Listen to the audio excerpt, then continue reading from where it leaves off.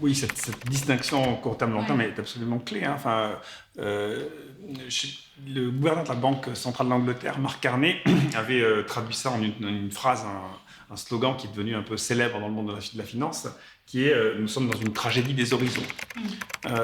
Nous évaluons tous sur des horizons qui sont extrêmement court terme. Les marchés financiers sont organisés de cette façon-là. Les entreprises publient leurs résultats tous les trimestres.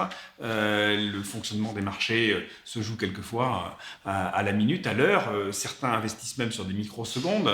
Et on doit évaluer des risques, voire des investissements, dont le retour sur investissement va se mesurer, se juger sur des années, voire quelquefois des décennies.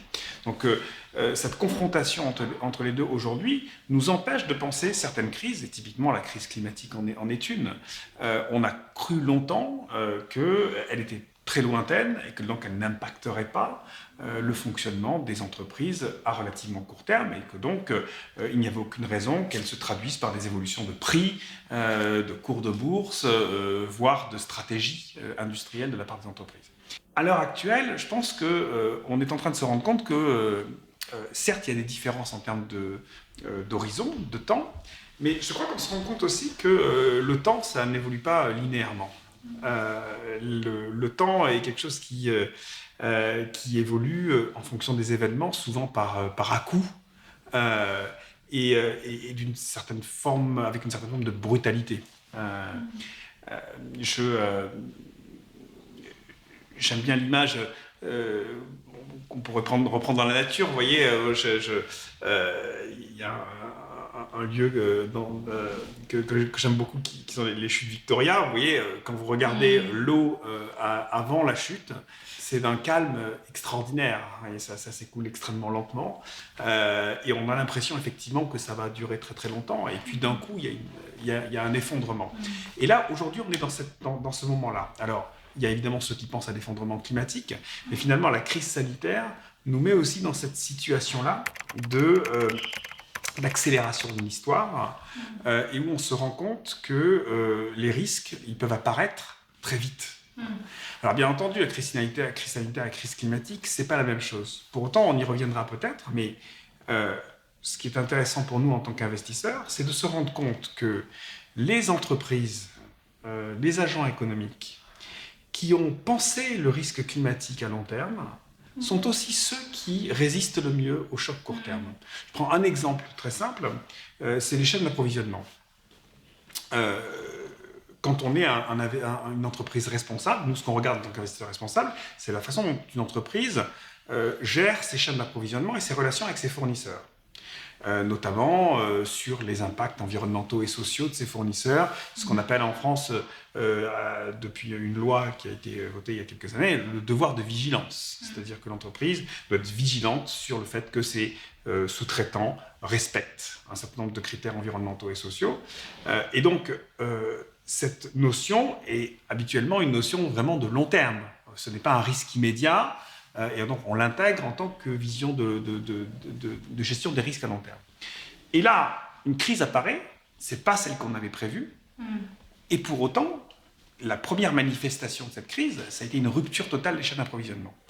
Une entreprise qui a su gérer intelligemment, enfin en tout cas ne serait-ce que connaître ses sources d'approvisionnement, connaître ses sous-traitants, va beaucoup mieux réagir, beaucoup mieux résister à court terme, parce qu'elle saura où aller chercher effectivement la diversification ou la réaction à une rupture de chaîne. Donc ça, je pense que c'est une leçon qu'on peut avoir de ce type de crise, c'est que le long terme et le court terme, quelquefois, se catapultent, et que penser le long terme peut souvent aider à résister mieux à une crise court terme, même si ce n'est pas exactement celle qu'on avait prévue.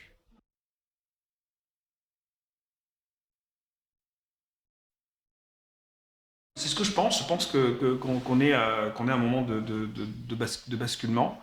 Alors, pas trop dans la dialectique du monde d'après et du monde d'avant. Je pense que c'est plus intéressant effectivement de regarder là le monde de maintenant, ce qui se passe maintenant. Et ce qui se passe maintenant, on est dans un moment de basculement. Économique, hein, de modèle économique. Si on regarde ce qui se passe depuis le début de l'année, eh bien, on voit bien que les secteurs qui souffrent aujourd'hui sont les secteurs d'un monde carboné, de l'aviation, du tourisme de masse, du pétrole cher, enfin du pétrole qu'il faut extraire de schiste ou de sable bitumineux, etc. Tout ça est effectivement en crise. Et les acteurs économiques le voient bien, c'est un choc immédiat. Et en parallèle de ça, on voit que un certain nouveau monde économique, alors il y a le numérique bien sûr, on voit bien, qui explose, qui se porte à merveille parce qu'il aide au télétravail, il aide au commerce, à l'e-commerce, etc. Donc il y a ça qui évidemment se développe, mais il y a aussi toute la partie de transition écologique, qui est transition en tout cas énergétique et écologique, dont on voit bien que ce sont des sujets qui maintenant se généralisent et intéressent de plus en plus le monde économique et les investisseurs. Donc nous on le voit typiquement sur nos investissements, je veux dire, on n'a jamais eu des performances aussi positives par rapport au reste du marché que depuis le début de cette année. Parce qu'effectivement, c'est ce pan de l'économie qui est en train de croître. Alors pourquoi ?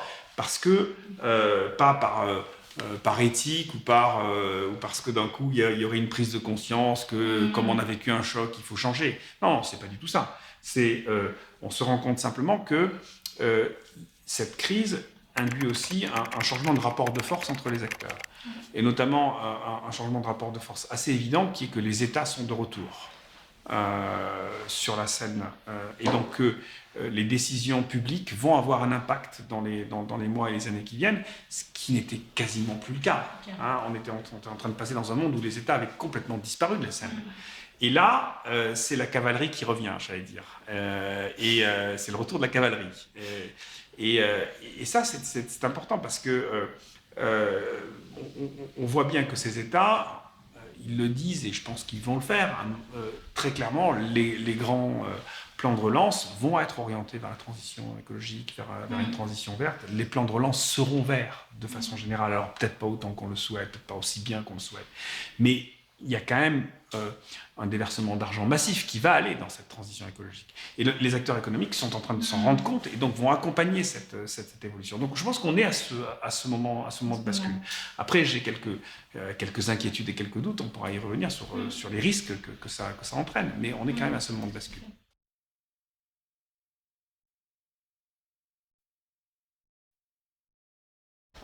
Alors déjà, c'est cette question du pionnier et de qu'est-ce qu'on devient, je pense que c'est vraiment très important. Parce que moi, j'y réfléchis depuis assez longtemps, parce que on a vécu pendant effectivement plusieurs années dans une petite partie de l'écosystème, une sorte de niche en quelque sorte, donc dans un monde financier qui ne se souciait pas de ces sujets environnementaux et sociaux. On a poussé cet agenda sur le marché en faisant...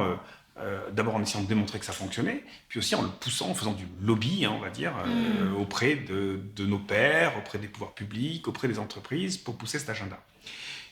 Et finalement, c'est une situation, alors c'est quelquefois un peu difficile, parce que voilà, il y a un challenge, mais c'est aussi une situation relativement agréable, parce que on a le sentiment, effectivement, d'aller dans la bonne direction et d'être considéré par tous comme un pionnier, donc de façon extrêmement positive. Et puis, on a finalement réussi cette première étape.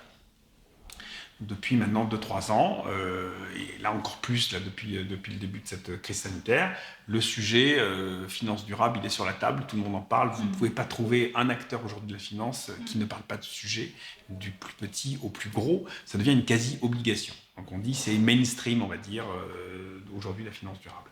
Et alors, ce qui est assez étonnant, c'est que, y compris au sein de mon groupe, au sein de Natixis, il y a maintenant 12-18 mois, on a commencé à me poser la question, mais alors maintenant, qu'est-ce que vous allez faire en fait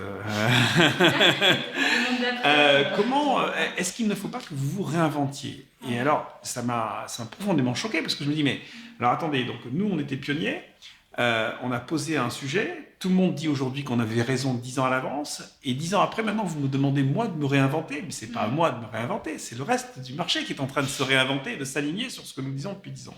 Donc c'est quand même assez surprenant. Pour autant, il y a quand même une réflexion à mener sur, effectivement, comment on poursuit ce rôle-là. Et on ne peut pas le poursuivre en ayant la même philosophie de pionnier, parce qu'on est petit aujourd'hui. Enfin, ces pionniers-là restent petits. Et donc, la vraie question aujourd'hui, c'est comment on arrive à faire le passage à l'échelle et quel rôle on joue dans ce passage à l'échelle. Et c'est là où je pense qu'il y a un risque aujourd'hui, qui est ce risque du greenwashing un peu généralisé, qui est de se dire le système dans son ensemble, le business as usual, a une puissance quand même extrêmement forte, une inertie très forte, et une capacité à s'emparer de sujets de ce type-là et à les digérer et à faire croire d'une certaine façon qu'on les a intégrés, mais en les ayant dilués complètement dans le business as usual. Je crois que c'est ça aujourd'hui le risque principal qu'on a, c'est-à-dire de voir des gros acteurs qui se mettent à parler de finances durables toute la journée, qui effectivement prennent certains éléments qui leur vont bien dans les éléments de finances durables, mais qui ne changent pas fondamentalement leur modèle et leur façon d'être. Et voilà, je pense qu'on en est à ce moment encore une fois, de moment de bascule, et où je crois que le rôle des pionniers doit être ça, c'est-à-dire un rôle d'aiguillon et un rôle d'alerte en quelque sorte, et se dire attention, nous on n'est pas là pour ni servir d'alibi, ni d'accepter qu'effectivement il y ait une dilution complète des messages. On est là pour s'assurer qu'on est sur un passage à l'échelle. Voilà.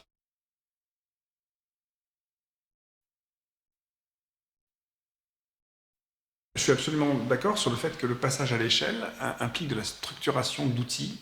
Et nous, on a beaucoup travaillé là-dessus. C'est-à-dire qu'on ne peut pas se contenter de faire quelque chose dans notre coin et de se dire ça a l'air sympathique, c'est bien. Voilà.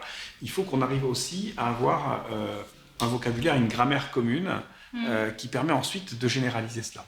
On l'a vu sur la question du climat, où il a fallu d'abord mesurer c'est quoi l'impact carbone d'un portefeuille, d'une entreprise, et c'est pas, et y compris sur ce sujet-là qui pourrait paraître simple, c'est pas simple. On sait mesurer une tonne d'équivalent CO2, mais il a fallu des années pour qu'on arrive progressivement à aboutir à des standards. C'est-à-dire que pendant très longtemps, et encore aujourd'hui, vous avez des entreprises qui annoncent leur impact carbone uniquement en impact direct, ce qu'on appelle scope 1, scope 2, c'est-à-dire uniquement ce que les entreprises émettent. Donc, typiquement, vous avez une compagnie pétrolière qui continue, je crois qu'il y a des compagnies pétrolières qui, dans leur rapport annuel, continuent à dire que leur impact climat, c'est le carbone qui est émis au moment de l'extraction. C'est-à-dire qu'ils ne se soucient pas de savoir ce qu'ils ont extrait, ça pourrait être de l'eau ou du pétrole, peu importe, ils ne le mesurent pas dans leur rapport.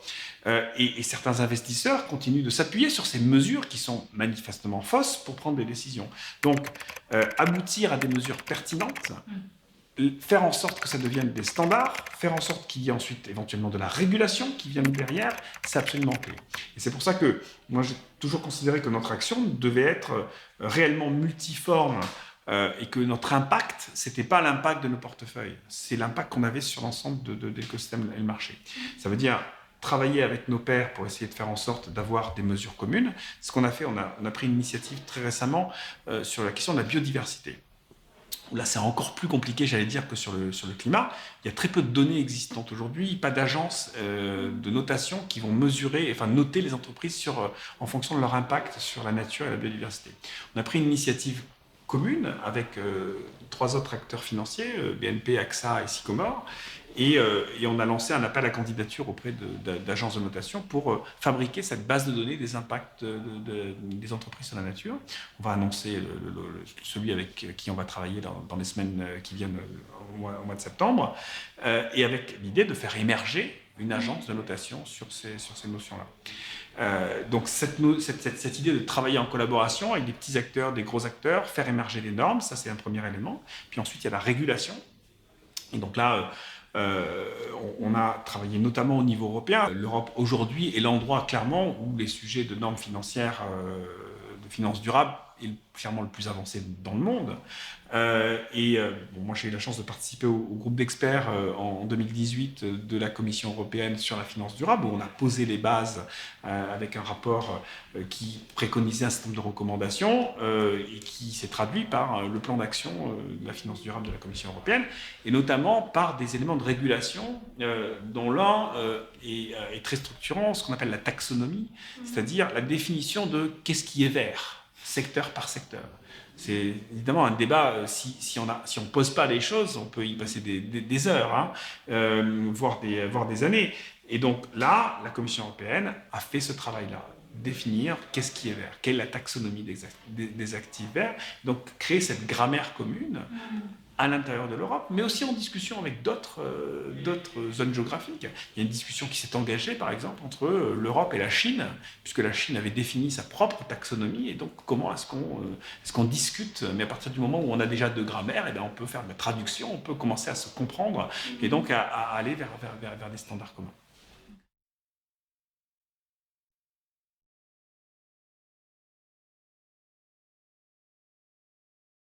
Effectivement, la notion d'engagement, elle interpelle à plein de niveaux. Alors, elle interpelle au niveau personnel. D'abord, prendre conscience qu'on peut avoir du sens dans son travail. C'est pas une évidence. Hein. Moi-même, j'ai passé des années, des décennies à ne pas sentir qu'il pouvait y avoir une corrélation, un lien entre les valeurs que je défendais à l'extérieur de l'entreprise et puis ce que je faisais dans mon activité professionnelle. Déjà comprendre qu'on peut mettre du sens et qu'on peut trouver du sens, c'est déjà un élément très fort. Et on le voit, nous, dans l'attractivité qu'a Mirova et les jeunes qui viennent, qui ont envie de travailler chez nous, ils le font parce qu'il y a une vraie motivation, parce que, évidemment, professionnellement, c'est intéressant, mais parce qu'il y a du sens dans ce qu'on apporte. Donc il y a ce niveau de l'engagement personnel et de comment ça s'intègre dans une entreprise. Et puis ensuite, il y a le rôle de l'entreprise dans la société. Et ça, je crois que c'est vraiment extrêmement important de comprendre qu'aujourd'hui, il faut qu'on arrive à créer un lien entre le rôle de l'entreprise et l'intérêt général. On ne peut plus avoir une déconnexion. Alors, la crise sanitaire nous donne un exemple évident, c'est qu'on voit bien que sans l'intérêt général, sans la santé publique, il n'y a pas d'économie. Qu'un restaurateur aussi excellent soit-il, s'il n'y a pas de clients parce que les clients sont confinés chez eux, ben, il ne fait pas d'activité. Donc ce lien il nous a un peu sauté aux yeux pendant cette crise, mais il est vrai sur tout le reste. Hein. Il n'y aura pas d'économie dans un monde à plus 4 degrés. Le monde, comme disait l'ancien président d'AXA, le monde à 4 degrés n'est pas assurable. Et puis il y a aussi le monde économique, y compris sur le vivant, est dépendant du vivant, sur la pollinisation, sur le cycle de l'eau, sur énormément de choses. Donc cette corrélation, ce lien entre effectivement l'entreprise et l'intérêt général est un point clé. Mais ensuite, la question c'est comment on fait pour le mettre en place, ce lien. Si l'entreprise reste guidée exclusivement par la recherche du profit et surtout uniquement la relation à l'actionnaire, c'est-à-dire la vision d'une entreprise comme étant un élément propriété d'un actionnaire, on ne peut pas faire ce lien avec l'intérêt général. Enfin, c'est extrêmement difficile. D'où effectivement toute cette réflexion autour de la gouvernance et de la définition même de l'entreprise. C'est-à-dire que si on pense l'entreprise non pas comme un nombre d'actions qui sont la propriété de personnes physiques, mais qu'on voit l'entreprise comme un projet qui se projette effectivement vers le long terme et qui a une mission, et que cette mission est cohérente, ou en tout cas est une partie de l'intérêt général, alors on change complètement notre vision des choses. C'est pour ça que la loi Pacte, effectivement, cette société à mission, je trouve, est très intéressante, parce qu'elle n'apporte pas de contraintes spécifiques. On n'est pas dans le monde de l'économie sociale et solidaire qui a son propre fonctionnement et ses contraintes de gouvernance.